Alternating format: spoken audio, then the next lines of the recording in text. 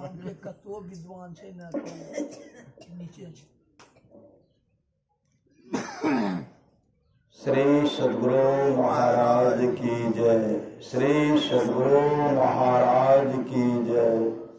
श्री सद्गुरु महाराज की जय।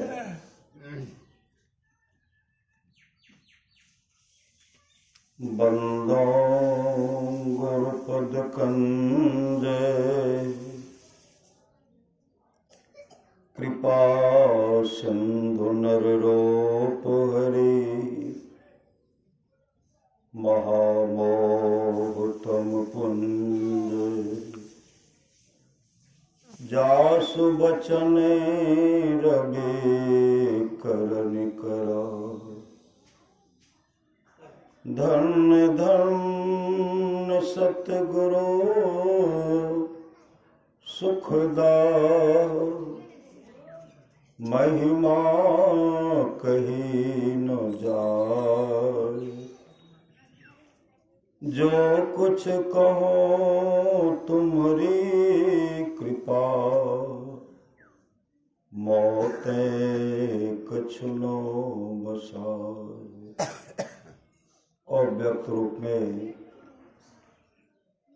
प्रातः स्मरणीय आनंद श्री बेहोशित परम पूज्यपाद सद्गुरु महाराज की चरणों में कोटि कोटि नमन। मंचासन पूज्य बाबा विशिष्ट गुरुजन उपस्थित, सत्संग प्रेम महानुभावों, माताओं एवं बहनों, सभी के अंदर में बैठे हुए परमात्मा को कोटि कोटि नमन। संत महात्मा लोग कहते हैं मनुष्य जीवन की सफलता, मनुष्य जीवन की सफलता भगवत प्राप्ति में है। यह तन बार बार मिलने को नहीं है। इसलिए आगे की यात्रा के लिए अभी से भगवत भजन रूपी धन संग्रह करो। संत कबीर साहब ने कहने की कृपा की, बार बार नर दे नहीं यह बीरे, चेत सके तो चेत कहत कबीर रे। कबीर सोई धन संचिए जो आगे का होए, माथ चढ़ाए गांठरी जातन देखा कोय। करिए नित सत्संग को बाधा सकल मिटाए, यह अवसर फिर ना मिले दुर्लभ नर्तन पाए। का सत्संग नित कीजिए, जो भी बाधा है विपत्ति है मिट जाएगी, और यह सुअवसर जो है, यह मौका जो है फिर हाथ आने वाला नहीं है। परमारा समाज की वाणी है, जिसके आसपास में सत्संग हो, वहां के लोग घर में बैठे रहे, सत्संग में नहीं आवे नहीं जाए, समझिए ऐसे लोगों का भाग संस्कार बहुत गिरा हुआ है। अमर मुनि का उपदेश है, 100 काम को छोड़ करके स्नान करना चाहिए, 1000 काम को छोड़ करके भोजन करना चाहिए, 1,00,000 काम को छोड़ करके सत्संग करना चाहिए, करोड़ों काम को छोड़ करके अपने जीवन के बागडोर को सदगुरु के हवाले करना चाहिए। जो भी हम लोग सुन रहे थे, भगवान श्री राम अपने प्रजा को उपदेश के रूप में सुना रहे थे। बड़े भाग मानुष तन पावा, असुर दुर्लभ सब ग्रंथ गावा, साधन धाम मोक्ष कर द्वारा पाए निज ही परलोक सवारा।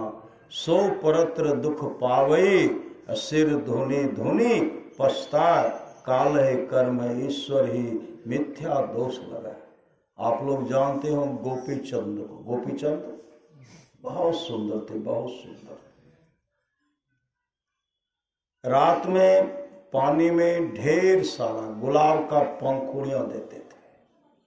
इत्र देते थे, तब दिन में स्नान करते थे कि शरीर को मलने में कहीं खरोंच नहीं लगे, मुलायम लगे। एक तो पानी मुलायम, और गुलाब का पंखुड़िया वह भी मुलायम, इत्र वह भी मुलायम और सुगंधित। तो शरीर को मल मल करके बराबर स्नान करते थे। एक दिन गोपी चंद स्नान कर रहे थे, शरीर को मल मल करके स्नान कर रहे थे। माँ छत पर से देख रहे थे। देखते देखते माँ के आंख से आंसू टपक कर गोपी चंद के शरीर पर गिरा। तो गोपी चंद छत के ऊपर देखते तो माँ रो रही है। माँ के आंख में आंसू देखते हैं, माँ रो रही है। गोपी चंद दौड़ पड़े माँ के पास, चरण में लिपट गए और रोते हुए कहते, माँ क्यों रो रही हो? गोपी चंद की माँ ने कहा, बेटा कोई बात नहीं है। गोपी चंद ने कहा, हे माँ, आपकी आंख में आंसू और कोई बात नहीं, आंसू का कारण बताओ माँ, रोने का कारण बताओ। जब तक आंसू का कारण नहीं बताओगे, रोने का कारण नहीं बताओगे, न हम स्नान करेंगे न भोजन करेंगे। पुत्र हट के सामने माँ लाचार हो गई। माँ कहने लगी, बेटा जितना सुंदर तुम हो, तुमसे विशेष सुंदर तुम्हारे पिताजी थे। आज जो संसार नहीं है, तुम भी नहीं रहोगे मेरे लाल, इसलिए मैं रो पड़ी, इसलिए मैं रो पड़ी। गोपी चंद ने कहा, माँ इस शरीर को सार्थक करने के लिए कोई उपाय है? कोई उपाय? तो गोपी चंद की मां अमृत कलश भरी उपदेश अपने पुत्र गोपी चंद को सुनाने लगी। गुरु भी तुम्हें पुकार रहे हैं, कर लो नाम अमृत का पान। जन्म मरण से छुट्टी पाकर कर लो अपना चिर कल्याण। यह कंचन सी काया लेकर तू कब तक जी पाओगे? जैसे सब मरते हैं जग में, वैसे ही मर जाओगे। मरने से पहले सदगुरु से सदयुक्ति प्राप्त कर लो अगर, तब तुम गोपी चंद सरीखे बन जाओगे अजर अमर। माँ का उपदेश सुन गोपी चंद गुरु गोरखनाथ के पास गए और उनसे युक्ति लिए, भजन भेद लिए, मुस्तैदी के साथ ध्यान भजन के, सत्संग नित और ध्यान नित संलग्नता के साथ किए और ध्यान करते हुए अपने आत्म स्वरूप का दर्शन किए। अभी सुन रहे थे ना, ज्योति और शब्द, प्रकाश और शब्द के बारे में चर्चा सुन रहे थे। मुस्तैदी के साथ ध्यान भजन के, ज्योति का दर्शन किए, प्रकाश का दर्शन किए, परमात्मा का असली शब्द जो है उनको श्रवण किए, सुने और उसमें समा गए। उनमें समाना मानो मोक्ष को प्राप्त करना, मोक्ष को प्राप्त करना, और मोक्ष को प्राप्त किए। परमाराज सत महाराज की वाणी है, नित्य प्रति सत्संग कर ले प्यारा, और तेरा कार सरे सारा। कहते सब काम बन जाएगा। गोपी चंद का काम बन गया, क्योंकि मातृभक्त थे गोपी चंद। माँ के उपदेश आज्ञा का पालन के, संत सदगुरु से युक्ति लिए मोक्ष को प्राप्त किए। ऐसे से बहुत बहुत सुंदर है श्री सदगुरु। आप लोग जानते होंगे,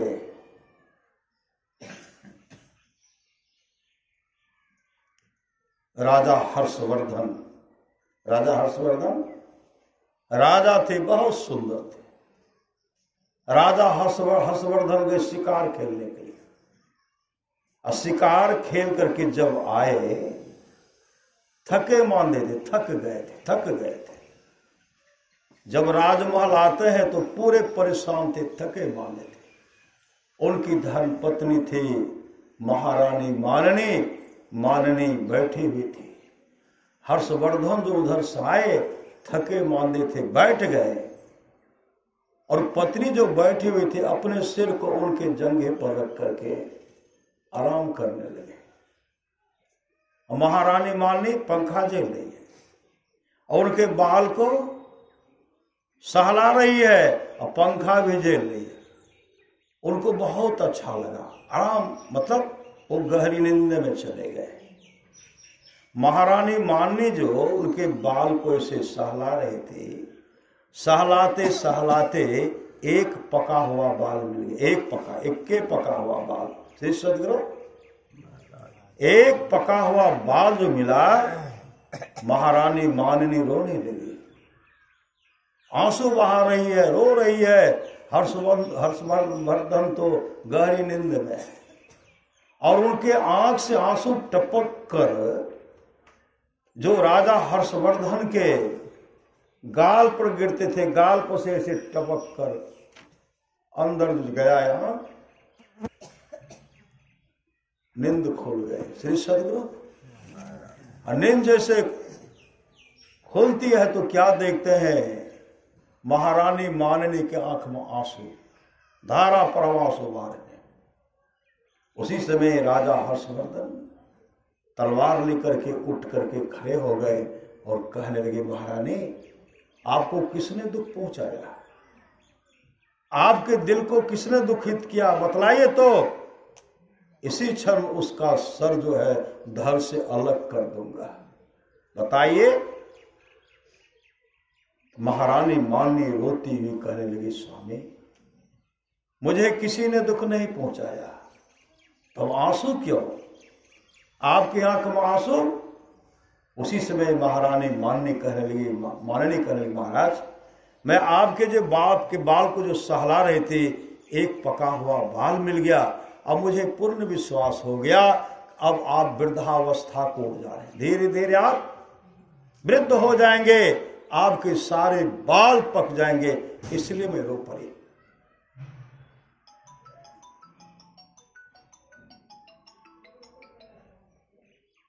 राजा हर्षवर्धन कहते, तब क्या करना चाहिए, बाल तो पकेगा ही श्री सदगुरु महाराज, एक न एक दिन वृद्धावस्था को प्राप्त करूंगा। उसी से महारानी माननी कहने लगे, आप चिंता मत कीजिए, मैं जा रही हूं तपस्या करने के लिए। ब्रह्मा जी का तपस्या ब्रह्मा जी प्रसन्न हो गए, और प्रसन्न हो गए तो कहने लगे कि आप मांग कीजिए, क्या मांगते हैं, मांग कीजिए, क्या मांग कर रही है। तो महारानी माननी कहने लगी, प्रभु अगर आप हम पर खुश हैं, मेरे पति का जो उम्र है वह उम्र तो है ही है, लेकिन उनके उम्र को 10,000 वर्ष और बढ़ा दीजिए, 10,000 वर्ष, राजपाट को चलाने के लिए, संसार के भोग को भोगने के लिए 10,000 उम्र और अधिक कर दीजिए। ब्रह्मा जी उनको आशीर्वाद दे दी, कहता ऐसा ही होगा। तपस्या करके जब महारानी माननी घर आई, अपने पतिदेव से कहने लगे, स्वामी अब आप चिंता मत कीजिए, अब आपका जो उम्र है वह तो रहेगा ही, और ब्रह्मा जी आप पर प्रसन्न होकर के, हम जो तपस्या किए ब्रह्मा जी प्रसन्न हो गए, 10,000 वर्ष आपका उम्र और आगे बढ़ा दिया गया है। अब संसार के मतलब राजपाट को चलाइए और संसार के भोगों को भोगिए। उसी समय राजा हर्षवर्धन कहते हैं, महारानी आपने अच्छा नहीं किया, राजपाट को चलाने के लिए, संसार के भोग को भोगने के लिए आपने जो ब्रह्मा जी से यह वरदान मांगा है, आपने अच्छा नहीं किया, क्योंकि शरीर का कोई ठिकाना है नहीं। संसार के काम धंधा को करूंगा, संसार के भोग को भोगने में अमूल जीवन बर्बाद करूंगा, तो भक्ति कब करूंगा। उसी समय राजा हर्षवर्धन को वैराग हो गया। श्री सदगुरु जब वैराग हो गया तो चले गए सामर्थ्यवान सदगुरु के पास, और उनसे युक्ति लेकर के मुस्तैदी के साथ ध्यान भजन के, आत्मस्वरूप का दर्शन के, मोक्ष को प्राप्त किए, मोक्ष को। वही भगवान श्री राम कहते हैं, साधन धाम मोक्ष कर द्वारा अपाय निजहि परलोक समारा। इसको पाकर जिसने परलोक मुक्ति को नहीं सुधारा, तो सो परत्र दुख पावई। सिर धुनी धुनी पछताई, काल है कर्म ईश्वर ही मिथ्या दोष लगाए। वह परलोक में दुख पाता है और सिर धुन धुन कर पछताता है। काल कर्म और ईश्वर को झूठी दोष लगाता है कि परमात्मा ने मेरे साथ अच्छा नहीं किया। अभी देखते हैं आज हम लोग पुण्य तिथि के अवसर पर सत्संग कर रहे हैं। कभी इस तरह का सोचा भी नहीं गया होगा इस संसार से इतने जल्दी चले जाएंगे। श्री सदगुरु महाराज, शरीर नश्वर है, शरीर कब है कोई ठिकाना नहीं है। इसलिए नित्यानंद स्वामी कहते हैं, किस पर करत गुमान, किस पर करत गुमान रे मन मान हमारी, हार चाम का बनाया है पिंजरा, सकल पुरुष भजनारे, तिसको तुम अपने कर मानो यही भूल बर, भारी रे मन मान हमारी, 2 दिन की है चमक चाम के, सो तू लेहु विचारे, बिना विचार कछु सार मिले न, छार सकल चितियारे, 2 दिन का है जिना जगत में, सो तू जान अनारे, भव सागर से तरना है तो हो अतिशय होशियारी, इसमें संशय मत मन राखो, यह सत भजले भारी, कहे यल मस्त नित्यानंद स्वामी, कही तो से में सारी, आप तो खुद गिरधारी रे मन मान हमारी। इसलिए शरीर क्षण भंगुर है। शरीर के नाश पतन होने से पहले अपने जीवन के बागडोर को सदगुरु के हवाले कीजिए, सत्संग नित्य और ध्यान नित्य कीजिए, अपने जीवन को मंगलमय बना लीजिए। महापुरुष की वाणी है, कहो कहते दिन जीव हो का करत गुमान, कहो कहते दिन जीव हो का करत गुमान, कांच माटी के बर्तन मा हो रस बुंदन शान है, पानी बीच बतासा हो छिन में गली जान, कागज की नैया बनी डोरी साहब हाथ है, जोने नाच नचावे हो नाच वही नाच, धर्मदास एक बनिया हो करे झूठी बाजार, साहेब कबीर बंजारा हो करे सत्य व्यापार। मतलब सत्य का खरीद बिक्री कीजिए। यह जो है हम लोग सत्संग जो कर रहे हैं, सत्संग जो सुन रहे हैं, यही सत्य का खरीद बिक्री हो रहा है। और यह जो हम लोग कर लेंगे सत्संग रूपी पूंजी जो संग्रह कर लेंगे, भगवान शंकर कहते हैं, गिरजा संत समागम समन लाभ कछुआन, बिनु हरि कृपा न होय सो गावे वेद पुराण। भगवान श्री कृष्ण कहते हैं, निष्पाप उद्धव जी, कोई कितना भी अश्वमेध यज्ञ कर ले, कृष्ण चंद्रायण आदि आदि व्रत कर ले, उसके द्वारा सुलभता से प्राप्त नहीं होता।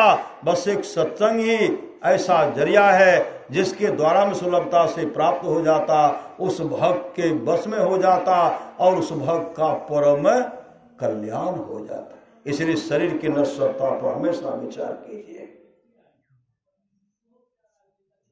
गुरु नानक देव जी ने कहा, तन क्या मांझ तारे एक दिन मिट्टी में मिल जाना, तन क्या मांझ तारे एक दिन मिट्टी में मिल जाना। आप लोग जानते होंगे युवराज भद्रबाहु जो बहुत सुंदर थे, बहुत सुंदर, कभी वृद्ध को नहीं देखे थे। जैसे सिद्धार्थ, भगवान बुद्ध है, कभी वृद्ध को नहीं देखे थे। जब सिद्धार्थ का जन्म हुआ था, ज्योतिष ने कहा था, राजा शुद्धोधन से ज्योतिषी ने कहा था, महाराज जिस दिन यह वृद्ध को देखेगा उसी दिन इसके मन में प्रश्न खड़ा हो जाएगा। जिस दिन रोगी को देखेगा, जिस दिन लाश को देखेगा, जिस दिन चिता को देखेगा, उसी दिन इसके मन में प्रश्न खड़ा हो जाएगा। जिस दिन फुलवारी में मुरझाए हुए फूल को देखेगा, उसी क्षण इसके मन में प्रश्न खड़ा हो जाएगा। इसलिए इसके सामने कभी वृद्ध नहीं आना चाहिए, वृद्ध का दर्शन नहीं होना चाहिए, रोगी का दर्शन नहीं होना चाहिए, लाश का दर्शन नहीं होना चाहिए, जलती हुई चिताओं का दर्शन नहीं होना चाहिए, मुरझाए हुए फूल का दर्शन नहीं होना चाहिए। राजा शुद्धोधन तमाम सुंदरियों को इकट्ठा करके उनके सामने में इधर से उधर करते रहते थे। मुरझाया हुआ फूल एक भी नहीं रहते थे। लेकिन जिन पर प्रभु की कृपा है, श्री सद्गुरु महाराज, होंगे कर्म खोटे तो ईश्वर का भजन गाने से क्या होगा, क्या परहेज ना कुछ भी, दवा खाने से क्या होगा, बीता हुआ समय कभी न हाथ आएगा, लिया चुक खेत चिड़ियों ने पछताने से क्या होगा, मुट्ठी बांध कर आया था खाली हाथ जाएगा, भला मालिक करोड़ों का कहलाने से क्या होगा, समय की एक ठोकर ही बदल देती है जीवन को। और जो ठोकर से भी न समझे, समझाने से क्या होगा।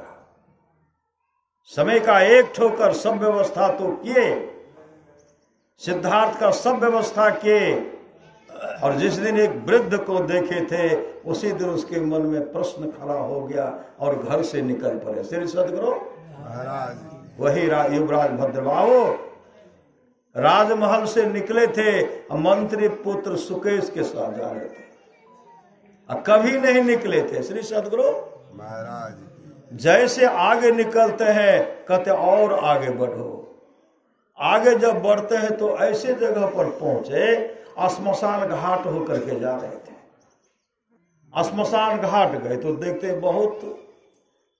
बहुत मनुष्य को देखते हैं, बहुतों को देखते हैं। श्री सद्गुरु महाराज चिता जल रही है, ये तो कभी वृद्ध को देखे नहीं थे, लड़खड़ाते हुए देखे नहीं थे। युवराज भद्रबाहु मंत्री पुत्र सुकेश से पूछते हैं, और सुकेश ये सब कौन है, नहीं पहचानते थे कि मनुष्य है। श्री सद्गुरु महाराज मंत्री पुत्र सुकेश कहते महाराज ये सब मनुष्य है। कहा मनुष्य कहाँ, ऐसा होता है मनुष्य कहाँ, ये लोग क्या कर रहा है।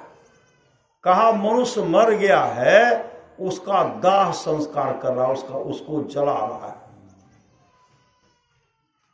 कहते हैं मनुष्य मरता भी है। मंत्री पुत्र सुकेश कहते मनुष्य मरता भी है।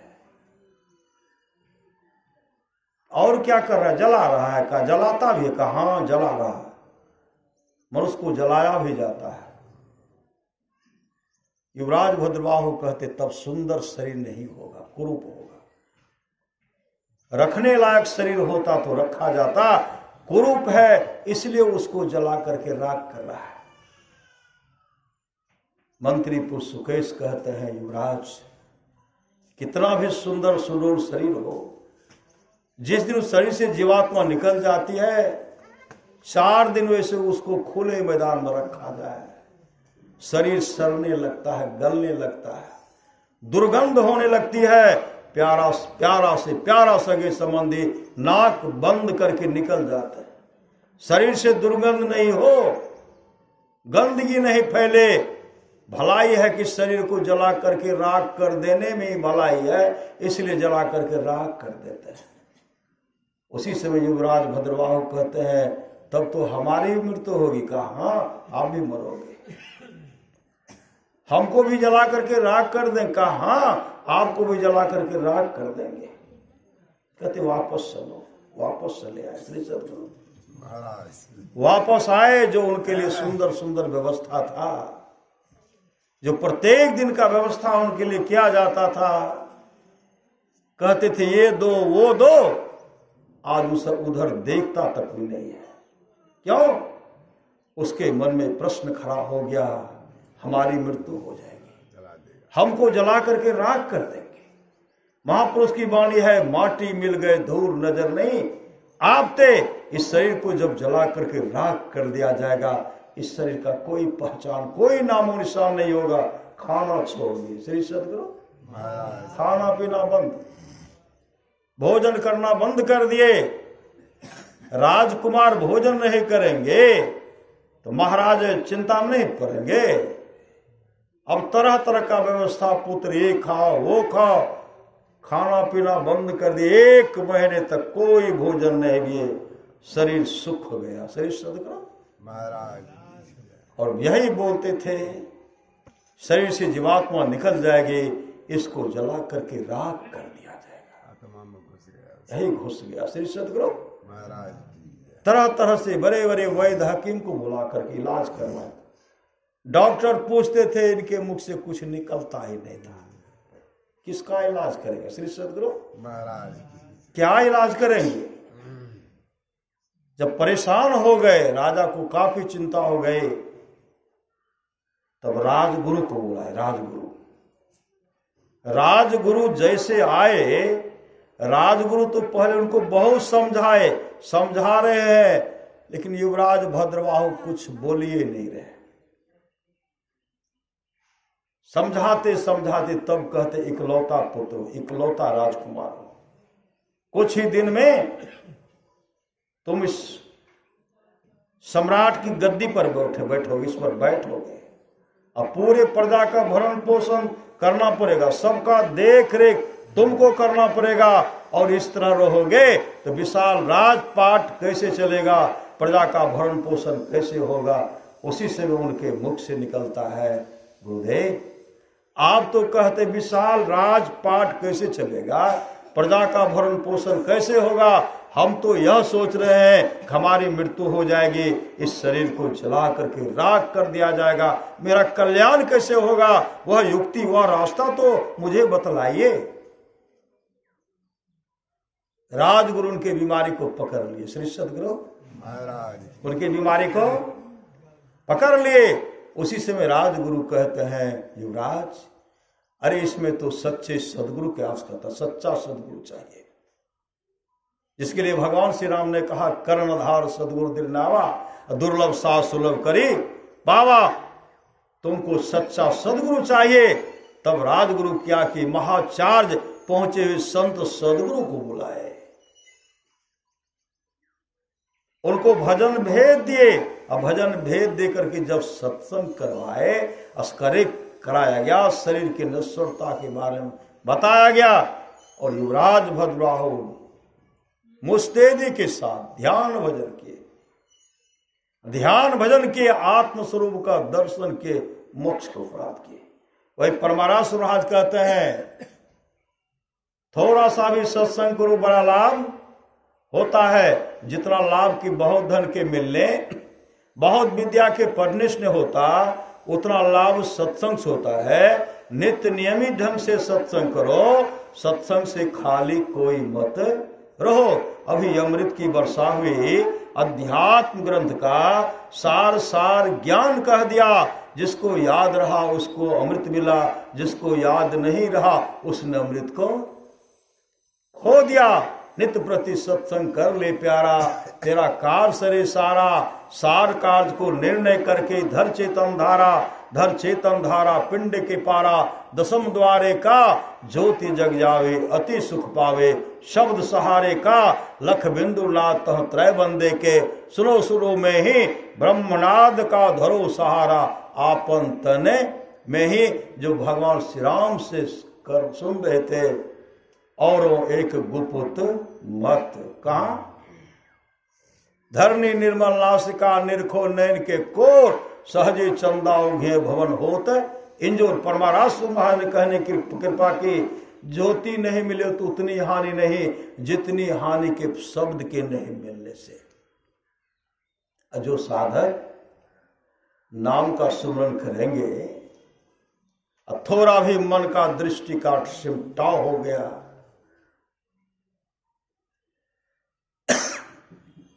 परम कल्याण हो जाएगा। श्री सदगुरु महाराज हजार अश्वमेध यज्ञ का फल, सैकड़ों वाजपेयी यज्ञ का फल जो है, जो अपने मन को सुखमना में ठहरा लेंगे, इसके 16 अंश का भी बराबर हजार अश्वमेध यज्ञ नहीं कर सकता है।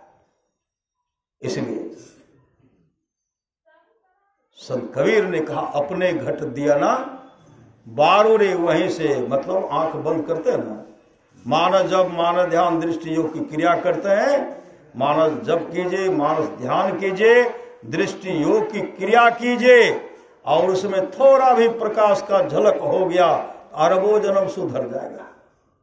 ज्योति जग जावे अति सुख पावे, शब्द सहारे का लख बिंदु नाथ तह त्रय बंदे के, सुनो सुनो में ही ब्रह्मनाद का धरो सहारा, आपन तन में ही कहीं जान का उसकता नहीं। संत कबीर साहब की वाणी है, मैं तो आन परी चोरन के नगर, सत्संग बिना जिए तरसे। इस सत्संग में लाभ बहुत है तुरंत मिलावे, गुरु से मूर्ख जन कोई सार न जाने, सत्संग में अमृत बरसे, शब्द सा हीरा पटक हाथ है, मुट्ठी भरी कंकर से, कहे कबीर सुनो भाई साधो, सुरत करो वही घर से। मैं तो आन परी चोरन के नगर, सत्संग बिना जिए तरसे। संत कबीर ने कहा, कोठा को ऊपर कोठरी हो साहब, झलके अधर आकाश हो, वही ऊपर निअक्षर हो साहब, वही गहे उतर पार हो, सुखमन घाट के साकर बटिया, हम धनी अलग बयस हो, चंद्र बदन मोरा अंगिया पसेज गेल, नैना से ढरी परे नोर हो, पीलहो आहो हंसा ऊर्ध्वमुख धार हो, जैसे सामर गाय के दूध हो, जे सखी पीबे असोई सखी जाने, और दूसरो जाने नहीं कोई हो, साहब कबीर मुख मंगल गावल, शब्द परे को टक सार हो, अवरी के गौना बहुरी ने होना, फिर न मन सब तार हो। लेकिन जीवन में क्या चाहिए? भक्ति चाहिए, भक्ति। ये तमाम के रहते हुए जिसके जीवन में भक्ति है, भक्ति है तो सब कुछ है। श्री सदगुरु ज्यों पर लोग यहाँ सुख चाहो, और सुनी मम वचन हृदय दृढ़ गाहो, सुलभ सुखद मार्ग है भाई, भगति मोर पुराण श्रुति गाई, भगति सुतंत्र सकल सुख खाने, अबिनु सत्संग न पावे। प्राणी जीवन में सत्संग भी चाहिए और भक्ति भी चाहिए। श्री सदगुरु भक्ति कहाँ जाकर के करेंगे? वन में होगा कि घर में होगा? श्री सदगुरु घरे से शुरू कीजिए, घर। भगवान श्री राम क्या करते थे? प्रातः काल उठ के रघुनाथा, मात पिता गुरु ना वही माथा। प्रातः काल में भगवान श्री राम उठते थे, अपने माता पिता और गुरु को प्रणाम करते थे। यह अगर प्रथम शुरू हो गया, आप कहीं भी झुकेंगे, और जो झुकेंगे श्री सदगुरु वह बढ़िया से पकेगा। से आम बहुत फल है, झुकता है तो न पकता है। श्री सदगुरु टिकोले में झड़ जाएगा तो काम चलेगा। श्री सदगुरु इसलिए भक्ति योग वासिष्ठ भगवान नाम वशिष्ठ जी का संवाद है, जो वाणी विचार के द्वारा अपने पिताजी को प्रसन्न कर लेते हैं। अगर पिताजी खुश हो गए, ब्रह्मा विष्णु महेश खुश हो जाते हैं। जो वाणी विचार के द्वारा अपने माँ को प्रसन्न कर लेते हैं, लक्ष्मी सरस्वती पार्वती जी खुश हो जाती है। अगर माँ खुश हो गई, लक्ष्मी सरस्वती पार्वती जी खुश। और जो भाई भाई में प्रेम से रहते, तमाम देवता खुश हो जाते हैं। जो गोतनी में प्रेम से रह रही हैं, तमाम देवियां खुश हो जाती हैं। जो गुरु को प्रसन्न कर लेते हैं, विश्व ब्रह्मांड में जितने ऋषि मुनि हैं सब खुश हो जाते हैं। कहीं जाने का आवश्यकता नहीं है। इसलिए परमारास महाराज ने कहा, परिवार के साथ रह करके भक्ति करो। जो परिवार के साथ रह करके भक्ति करता है वह सोलहनी मर्द है। कहा मेरा संत मत, गुरुदेव ने कहा मेरा संत मत का सत्संग जो है गृहस्थ पर निर्भर करता है। श्री सदगुरु ने करता है। अभी कौन सब आया है? श्री सदगुरु सब सदगृहस्थे न आए हैं। श्री सदगुरु और इन्हीं के द्वारा प्रचार प्रसार होता है। परमारास महाराज ने कहा उत्साह के साथ सत्संग कीजिए। जो सत्संग के उत्साह में विघ्न डालते हैं, परमात्मा उनको दंड देते हैं, परमात्मा उनको दंड देते हैं, परमात्मा उनको दंड देते हैं। इसलिए जीवन में सत्संग नित्य और भक्ति को अपनाए। भक्ति शरीर के नश्वरता पर हमेशा विचार कीजिए। यह शरीर कब है नहीं है इसका कोई ठिकाना नहीं है। इसलिए थोड़े ही समय मिले। श्री सदगुरु महाराज आज से हम लोग संसार में नहीं है, कब से हैं? जब से सृष्टि बने तब से हम लोग संसार। इस मुश्किल में अद्भुत मूसा है कभी से घुसा, जब से यह संसार बना है तभी से घुसा। शरीर रूपी मुश्किल में जीवात्मा रूपी मूसा तब से है जब से सृष्टि बनी है। ऐसा कोई युग नहीं जिस युग में हम लोग नहीं है। श्री सदगुरु ऐसा कोई दिन नहीं, ऐसा कोई समय नहीं जिसमें हम लोग नहीं है, हर समय। श्री सदगुरु महाराज भगवान विष्णु के राज में भी हम लोग हैं। श्री सदगुरु राम राज में भी हम लोग हैं,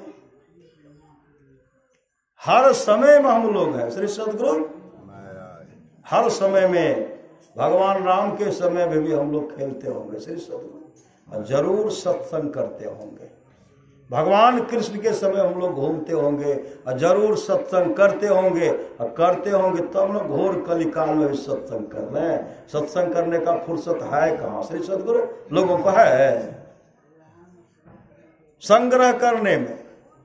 आगाह है जिसको मौत की कोई वसर नहीं, और सौदा है 100 बरस की, और पल भर की खबर नहीं है। मतलब 100 बरस तक सौदा अरब खरबों अरबों खरबों वर्ष से हम लोग सौदा को खरीद रहे हैं। श्री सदगुरु और छोड़ करके कोई 50 वर्ष हुआ, कोई 100 वर्ष हुआ, कोई 200 वर्ष हुआ, संग्रह कर करके चले गए। श्री सदगुरु अब भोगने वाले हम लोग भोग रहे हैं। श्री सदगुरु और जमा करेंगे तो जो भी बाल बच्चा बचेंगे उनको भोगेंगे, वो भोगेंगे, और फिर हम लोग कहाँ जाएंगे?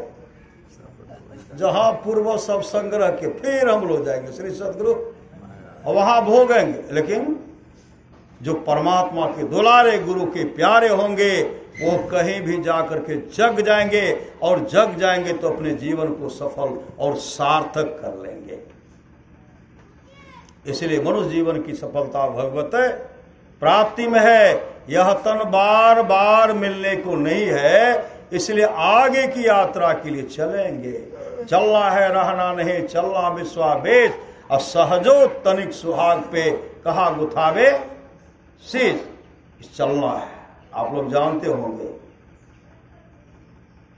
एक बहुत सुंदर युवक था, बहुत सुंदर, अब पत्नी भी बहुत सुंदरी, पत्नी बहुत सुंदरी, लेकिन उनके पिताजी रोगग्रस्त हो गए। अब पिताजी खांस रहे हैं, पिताजी हर रात खांसते हैं, हर रात। पत्नी विचार करती है कि अब मैं इस घर में नहीं रहूंगी। किनको कहते हैं? पतिदेव को। आप खांसी हो रहा है। क्योंकि बाबूजी हर रात खांसते रहते हैं, इस घर में मैं रह रहूंगी। तो पतिदेव क्या कहते हैं? पिताजी हैं, वृद्ध हो गए हैं, हम लोगों का तब कर्तव्य बनता है उनका सेवा करना चाहिए। तो पत्नी कहने लगी आपको सेवा करना है तो कीजिए, मैं चली जाऊंगी मायके। अब पति मना रहे, वो मानने के लिए तैयार नहीं है। तो पतिदेव कहते हैं पिताजी वृद्ध हो गए हैं तो इनका सेवा तो करना है, आप सेवा कीजिए ना, आपको सेवा करने से नहीं रोकती हूँ, मैं जा रहा हूँ मायके। श्री सदगुरु महाराज पति भी उनकी था पति। श्री सदगुरु पत्नी का मतलब पतन करा देना, और पति का भी मतलब होता पतित बना देना, वह भी पतन करा देना। श्री सदगुरु बनती धर्म पत्नी तब तो, और धर्म का पति रहते तब तो धर्म करते। कहा क्या करना चाहिए? पत्नी से पूछते क्या करना चाहिए? बना दीजिए। कहा एक काम कीजिए, इनको घर से निकाल करके कहीं जंगल में छोड़ आइए, जंगल में छोड़ आइए। कहते कहते कहते कहते बार बार जो कह रहे थे एक दिन मान गए। श्री सदगुरु अब मान गए तो अपने पिताजी को क्या कि ऊंट पर बैठाए, अब दम्मा रोग से ग्रसित थे, ऊंट पर बैठाए। कहते पिताजी कहते कहाँ ले जेबो? कहते मेला लागल छे। श्री सदगुरु कहलकै मेला, अभी तो मेला कतौ नहीं लागे छे, कलकन चलन मेला लागल छे। कत मेला में की सब खिलेबो, चलन जे जे खेबो न सब खिला देबो।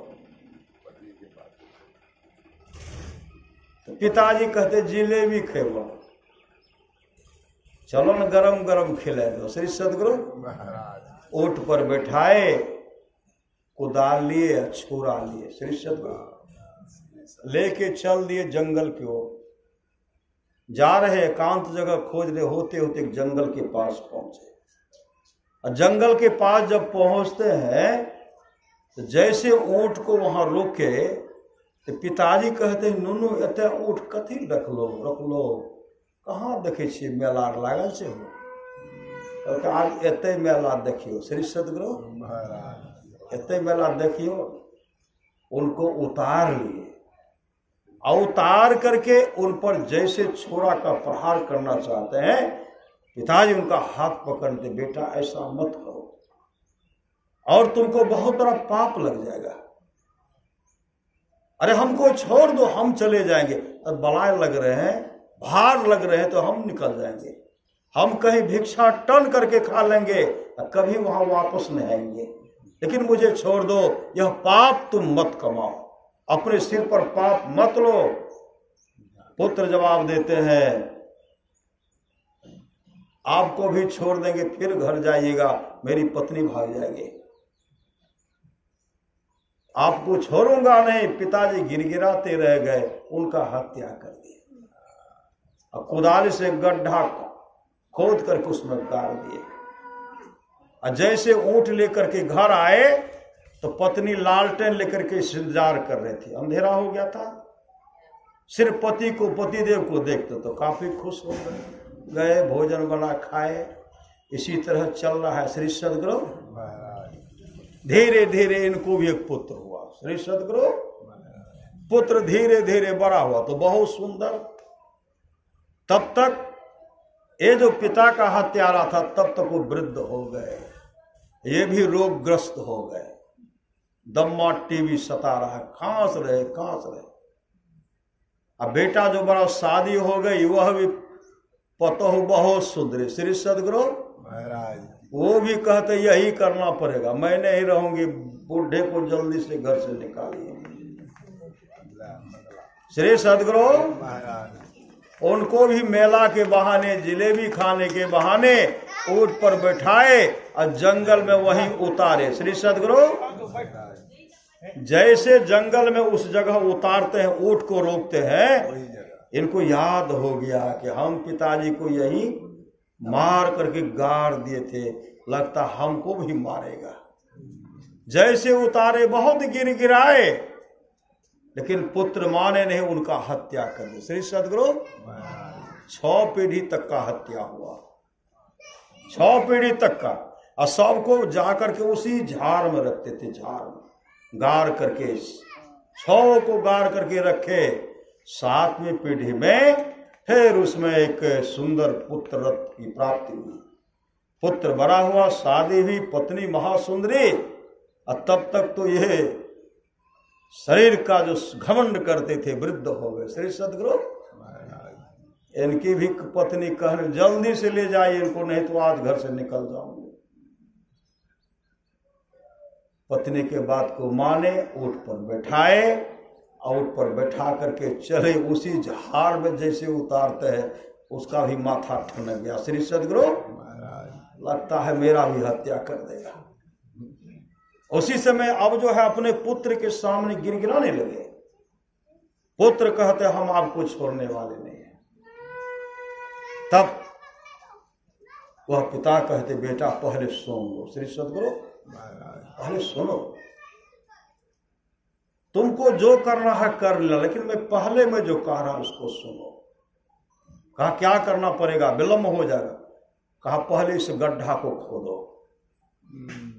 गड्ढा खोदे तो नरकंकाल, दूसरा खोदवाए नरकंकाल, तीसरा, चौथा, 5वां, 6ठा तक खुदवाए तो नरे कंकाल था। श्री सदगुरु तब वो कहते पिताजी इस सब नरकंकाल इसके बारे में आपको पता ही है कौन? कहा बेटा यह जो पहला गड्ढा खोदा जो नरकंकाल है, यानी यह निर्दोष है, निर्दोष, यह निर्दोष, और दोषी दूसरा है, दोषी तीसरा है, और यहां तक जो है सब दोषी है। यहां तक का दोषी है पहला निर्दोष, तुम भी निर्दोष हो, तुम भी निर्दोष हो। सब अपने पत्नी के कहने पर अपने पिता का हत्या कर, मैं भी अपने पत्नी के कहने पर अपने पिता का हत्या किया था, लेकिन बेटा मैं चाह रहा हूं यह परंपरा मेरे वंशज में, मेरे पूर्वज में नहीं चलता रहे। इस परंपरा को हम समाप्त करना चाहते हैं। हमारे वंशज के, हमारे कुल के हर वृद्ध को इस गड्ढे में नहीं जाना पड़े, इस तरह की मृत्यु नहीं हो, इसलिए मैं इस परंपरा को समाप्त करना चाहता हूं। वह भी निर्दोष, तुम भी निर्दोष, दोषी मैं हूं, मुझे छुरा लाओ, हम अपने साथ हत्या कर लेंगे, यह पाप तुमको नहीं लगेगा, और नहीं तो मुझे छोड़ दो, हम जाएंगे और जीवन में कभी नहीं आएंगे। कहते आ जाइएगा तब। मेरी पत्नी तो कहा नहीं भागेगी। अरे मैं वचन देता तुम्हारे सामने मैं आत्महत्या कर लूंगा। छुरा लो, कुदाने से प्रहार करना चाहते थे, उनके हृदय में दया आई। श्री सतगुरु महाराज उसी समय इतने अच्छा ढंग से उनके पिताजी उनको समझाए, वो समझ गए। उसी समय कहते पिताजी अब आपको कहीं नहीं जाना। श्री सतगुरु अब आपको कहीं नहीं जाना है, आप चलिए घर। कहा घर जाएंगे, तुम्हारी पत्नी बहू भाग जाएगी। कहा नहीं भागेगी, मैं समझाऊंगा, वो समझ जाएगी। उसी समय वो अपने पिताजी को ऊंट पर बैठाए, ऊंट पर बैठा करके जैसे घर लाए, पत्नी लालटेन लेकर के देख रहे थे। जैसे देखे कि दोनों है, श्री सदगुरु लालटेन को फेंके भागे घर। श्री सदगुरु कई कई की तरह खटवा से ले लिए। श्री सदगुरु भागे घर। अब यह जाकर के समझा रहे हैं, ऐसे ऐसी बात है, ऐसे ऐसी बात, इतने अच्छे ढंग से उनको समझाए, पत्नी भी समझ गई। वो पत्नी अब बन गई धर्म पत्नी। श्री सदगुरु और उसी समय वह पताऊ भी अपने ससुर के चरण में लटक करके रो रही है, बाबूजी मुझे माफ कर दीजिए, बाबूजी मुझे माफ कर दीजिए, मेरे मुख से क्या निकल गया। अब पुत्र भी कहते पिताजी हमको माफ कर दीजिए, धारा प्रवाह दोनों आंसू बहा रहे, अब पिताजी के चरण को छोड़ते ही नहीं। उसी समय पिताजी कहते बेटा तेरा कोई दोष नहीं है। अब पतों से कहते बेटी तेरा कोई दोष तो मेरा है। और उसी समय इतनी सेवारत हो गए, अपने पिता का श्रद्धा के साथ सेवा किए, पिता की जो गति होगी। श्री सदगुरु क्योंकि पिता का हत्यारा था, उनको तो साधन मिलेगा ही, लेकिन इन दोनों का जीवन मंगलमय हो गया। वो दोनों संत सदगुरु से युक्ति लेकर के मुस्तैदी के साथ ध्यान भजन किए, अपने आत्म स्वरूप का दर्शन किए, उसका जीवन मंगलमय हो गया। वही भगवान श्री राम कहते हैं भगति सुतंत्र सकल सुख खाने, अब बिनु सत्संग न पावे, प्राणी सत्संग नित और ध्यान नित कीजिए, इह लोक परलोक मंगलमय होगा। आज हम लोग जो सत्संग कर रहे हैं, पुण्य तिथि के अवसर पर सत्संग कर रहे हैं। राजा कवास के 21 पीढ़ी तक का राजा नरक में पड़ा हुआ था। कोई जीवन में न सत्संग, न दान, न पुण्य, न जीवन में सदगुरु, और नरक में काफी दुख भोग रहे थे। श्री सदगुरु जमदूत मुगदर से मार रहे थे, 21 पीढ़ी तक के राजा को मुगदर से मार रहे थे। इतने चीखते चिल्लाते हैं, जमराज कहते हैं अरे तुम्हारे वंशज के लोग अगर सत्संग कर लेंगे, गुरु धारण कर लेंगे, भजन भेद लेकर के सत्संग करेंगे, तुम लोगों का उद्धार हो जाएगा। राजा कवास भजन भेद लिए, और भजन भेद लेकर के सत्संग करवाए। जैसे सत्संग समापन की ओर जा रहा था, उसी समय 21 पीढ़ी तक के का जो राजा नरक में पड़ा हुआ था, उसके लिए स्वर्गलोक से विमान आया, विमान पर बैठा करके स्वर्गलोक लेके चला गया। ये सत्संग का फल है। करिए निज सत्संग को बाधा सकल मिटा, यह अवसर फिर ना मिले दुर्लभ नर्तन। आप लोग जानते होंगे, एक बार गए देवर्षि नारद, कहाँ गए? नरक लोक गए।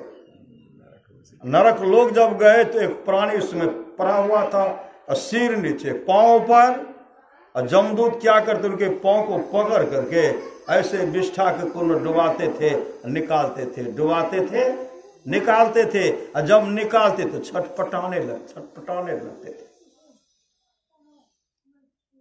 और देवर्षि नारद उनको देख रहे थे। देवर्षि नारद कहते हैं, इस तरह क्यों डुबा रहे हो? तो जमदूत कहते, इसके जीवन में कोई शुभ काम नहीं है, मेरे मालिक का आदेश है वही कर रहा हूं। और जब वह देवर्षि नारद को देखते, नरक में पड़ा हुआ प्राणी, जैसे देखते अपना मुंह टेरने लगे। देवर्षि नारद कहते, भैया तुम नरक के कुंड में पड़े हो, नाक और मुंह से विष्ठा और स्पर्श हो रहा है, काफी दुर्गंध हो रही है, मुंह क्यों टेर रहे हो? नरक के कुंड पड़ा हुआ प्राणी कहते हैं, देवर्षि आज मेरे घर पर सत्संग हो रहा है, मेरे घर पर सत्संग हो रहा है। देवर्षि नारद कहते, किस खुशी में? कहते, मेरा पोता माँ के पेट में है, सत्संग हो रहा है, जन्म लेगा तब सत्संग होगा, बड़ा होगा तब सत्संग होगा, इसलिए मूछ टेर रहा हूं। अब नरक में रहने को नहीं है। अगर किन्हीं के प्रथम पुण्यतिथि के अवसर पर सत्संग होता है, पापी से भी पापी अगर होता है, जैसे सत्संग हुआ, नरक से निकल करके स्वर्गलोक को चला जाता है। इस सत्संग का फल है। श्री सद्गुरु महाराज, इसलिए जीवन भक्ति कीजिए। भक्ति स्वीकार राजा महाराजे का नहीं करेंगे। श्री सद्गुरु मां सबरी जो भक्ति किए, गुरु का जो भक्ति किए, भगवान प्रसन्न हो गए, नहीं हो गए, गुरु प्रसन्न हो गए। जो गुरु देंगे वही राम देंगे, जो गुरु नहीं देंगे वो राम कभी नहीं दे सकेंगे। श्री सद्गुरु। इसलिए भगवान श्री कृष्ण ने कहा, अक्रूर काका सक्रूर काका, आप मेरे जिस स्वरूप का दर्शन करते हैं, जिन पर गुरु की कृपा होती है, वही इस स्वरूप का दर्शन करते हैं। आप लोग जानते होंगे, कांची राजा चौर एक दिन गए विराट विष्णु विग्रह पर। भगवान विष्णु का बहुत बड़ा मूर्ति था, और साथ में मुद्गल ऋषि, बड़े बड़े विद्वान पंडित सब भी हैं, ज्योतिषाचार्य भी हैं, सिपाही भी हैं, मंत्री भी हैं, प्रजागण भी हैं, और साजबाज के साथ जा रहे हैं। पूरे साजबाज बजता हुआ गए। कांची राजा चौथ जब मंदिर प्रवेश करते हैं तो भगवान पर क्या चढ़ाए? भगवान के चरण पर सोना चांदी हीरा जवाहरात चढ़ाए, और चढ़ा करके मने मन काफी खुश हो रहे, भगवान को तो हम हीरा चढ़ाए, सोना चढ़ाए, जवाहरात चढ़ाए, हमसे बड़ा इतना दान करने वाला कोई नहीं होगा। श्री सद्गुरु महाराज, कोई नहीं, मने मन गुनगुना रहे। उसी समय एक गरीब भक्त विष्णुदास पहुंच गए। अब विष्णुदास क्या किए, उनके हाथ में था फूल। राजा तो आंख बंद करके भगवान के सामने ऐसे आंख बंद किए मन में सोच रहे, हम ये चढ़ा रहे हैं, चढ़ाए। अब विष्णुदास प्रवेश करके राजा का जो चढ़वा थे, जो चढ़ाए थे भगवान विष्णु के चरण में, उस पर फूल को रखे। जैसे फूल को रखते हैं, सब चढ़वा ढक गया। राजा साहब जब आंख खोलते हैं, हम जो चढ़वा चढ़ाए थे, क्या किसी ने ले तो नहीं लिया? श्री सद्गुरु। गौर से देखते तो सब चढ़वा अंदर में। बगल में देखते हैं तो गरीब व्यक्ति विष्णुदास, उनको जब देखते हैं तो शरीर पर सुंदर वस्त्र भी नहीं है, और उनको देखते हैं और कहते, तू मेरे चढ़वा का अपमान कर दिया, मेरे बराबरी में तुम मंदिर में क्यों प्रवेश किया? डांट फटकार करने लगे। विष्णुदास कुछ भी नहीं बोल रहे, कुछ नहीं। भगवान तो भाव के भूखे हैं, विष्णुदास तो भगवान में सराबोर थे। श्री सद्गुरु महाराज भगवान के भक्ति प्रेम में डूबे हुए थे। राजा उनको डांट लगा रहे। ये जब कुछ नहीं बोले तो राजा वहां से निकले, और निकल गए तो पीछे पीछे विष्णुदास भी।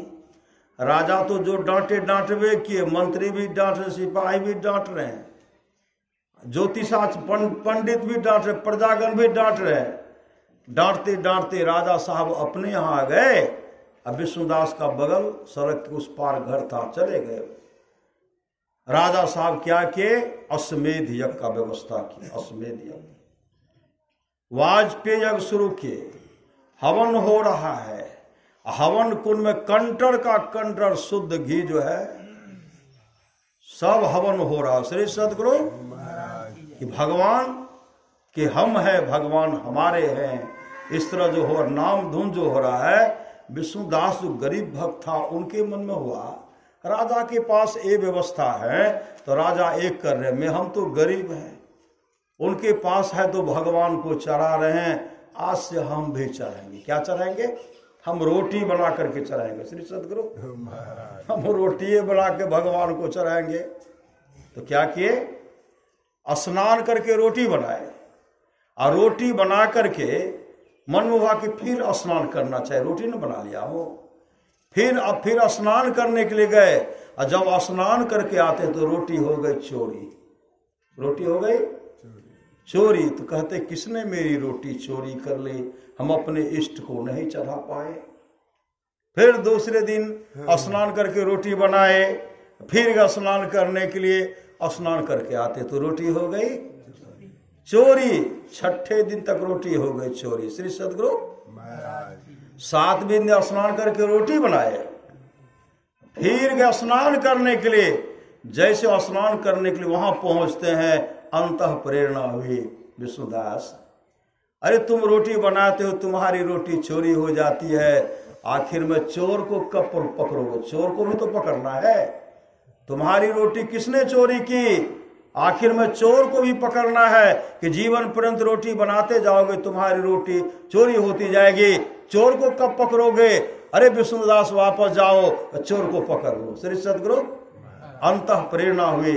उसी समय जब दौड़ करके आए, देखते दीनहीन है, दीनहीन अस्थि पंजर छटा हुआ, काला कलूटा है, पांव में विवाद फटा, पांव फटा हुआ, मुंह में स्याही भरा हुआ, लगता है एक बूंद पानी भी नहीं मिला, लगता कभी ये भोजन किए नहीं है, अस्थि पंजर सटा हुआ है। उनके हाथ में रोटी जब देखते हैं, विष्णुदास कहते हैं आखिर में चोर पकड़ा ही गया, आखिर में चोर पकड़ा ही गया। जैसे कहता आखिर में चोर पकड़ा ही गया, वो तो दुर्बल थे। श्री सदगुरु दुर्बल थे, भागना शुरू किए, और जब भागना शुरू किए तो देखते हैं तो सूखा रोटी लेकर के जा रहा है। विष्णुदास क्या कि घी का कटोरा लिए, घी का कटोरा लेकर के पीछे से कहते हैं अतिथियों रोको, सूखा मत खाओ, घी तो लगा करके खाओ।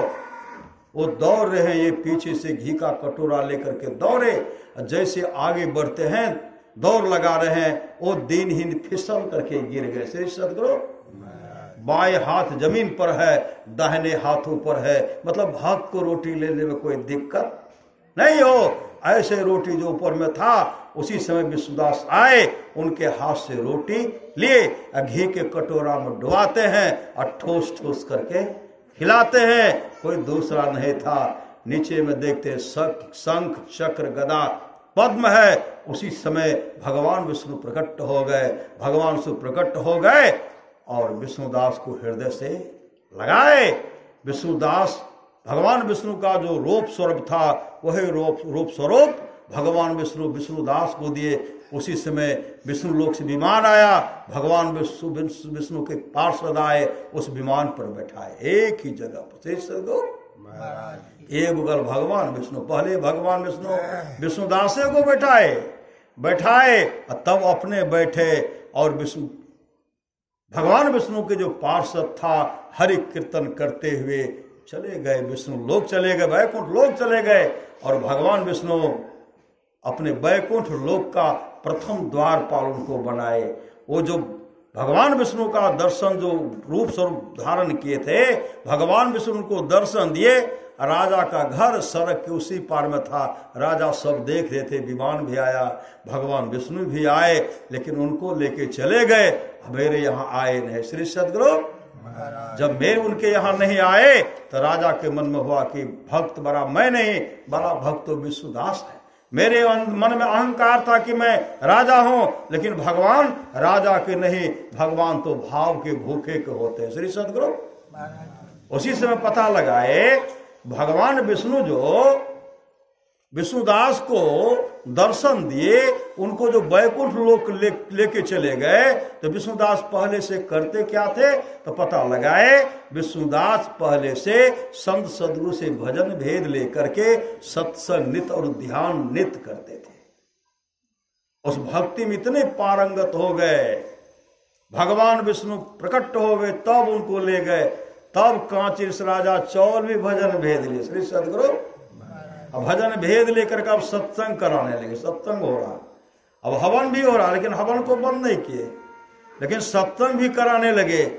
फिर भी भगवान जब उनको दर्शन नहीं दिए, एक दिन कांची राजा चौल कहते हैं अगर आज हमको भगवान दर्शन नहीं देंगे तो हवन कुंड में छलांग लगा करके आत्महत्या कर लेंगे।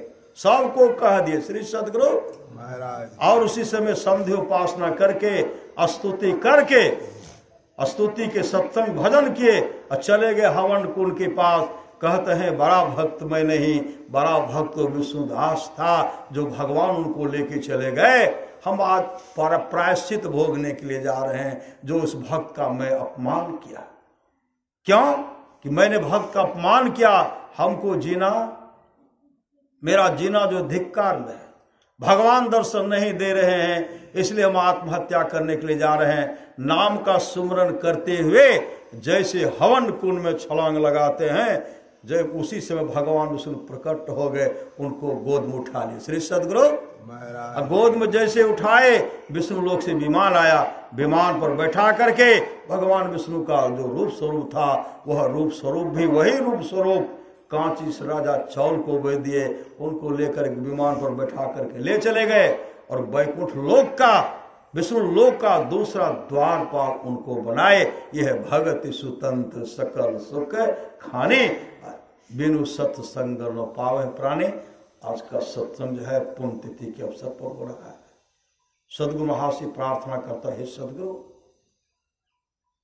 जो भक्त आपके लिए हमेशा समर्पित रहा करते थे, उनके द्वारा सत्संग का प्रचार प्रसार भी हुआ। श्री सदगुरु ऐसे भक्तों का आप देख रेख करेंगे, यही सदगुरु महाराज से प्रार्थना, यही कामना भी है। श्री सदगुरु एक सच्ची घटना है, श्री सदगुरु एक सच्ची घटना सहरसा की। सत्संग हो रहा था, एक बूढ़ी माँ सत्संग में गई, बहुत भक्त थे। अब बाबा जी, पूज्य बाबा जो है जम मार का वर्णन करते, जम बहुत सताते हैं। श्री सदगुरु जम बहुत पीटते, किनको पीटेंगे? सत्संगी को। जो शराब पिएंगे उसको कूटेंगे, जो नशा का सेवन करेंगे, मांस मछली खाएंगे, दारू गांजा का सेवन करेंगे, अपने जीवन के बागडोर को सदगुरु के हवाले नहीं करेंगे, ऐसे का कुटाई करेंगे। जम मार का जो वर्णन कर रहे थे, उसी समय वह माई भी सत्संग में थी और सत्संग में रोने लगी और सत्संग करके रोते हुए घर आई और शाम में गुरुदेव की तस्वीर के सामने बैठ करके ध्यान करने लगी। और ध्यान क्या करेगी, माँ रो रही है, हे हो गुरु महाराज हम तो वृद्ध भए गेलिए, कहे जम बड़ा मारे छे, हमें केना जेबे, हमर केना कल्याण हेते। इतने श्रद्धा से रो रही थी। उसी समय गुरुदेव वहां प्रकट हो गए, कहते बूढ़ी माई क्यों रो रही हो? गुरु महाराज के चरण लिपट गए। हुजूर सत्संग में बाबा कह रहे जम बड़ा मारे छे, हमर केना उद्धार हेते। सदगुरु महाराज कहते जम तो उनको मारते जो सत्संग नहीं करते। श्री सदगुरु अरे तुम चिंता क्यों करती हो, जब तुम्हारे जाने का समय होगा ना, मैं आऊंगा, मैं तुमको अपने गुरु धाम लेके चला जाऊंगा। श्री सदगुरु उस माई का हाले में शरीर छूटा है। इसलिए परमाराष्ट्र महाराज की वाणी है, जो लोग बहुत दिनों से सत्संग करते आ रहे हैं, अभी कर रहे हैं, आगे भी करेंगे, वे सभी महासुख के भागी होंगे। पुनः सदगुरु महाराज से प्रार्थना है, हे सदगुरु जिन भक्त के पुण्यतिथि के अवसर पर सत्संग हो रहा है, ऐसे भक्तों का आप देख रेख करेंगे और जो भी भक्त आए हैं उनका भी देख रेख करेंगे। बोलिए प्रेम से श्री सदगुरु महाराज की जय। अब हम लोग परम पूज्य स्वामी दयानंद बाबा से सुनने की कृपा करें। श्री सदगुरु महाराज की जय।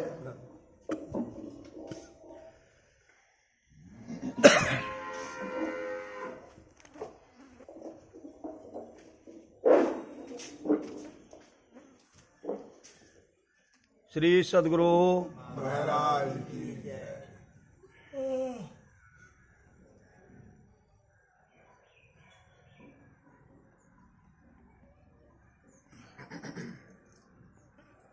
श्री सद्गुरु गुरु महाराज की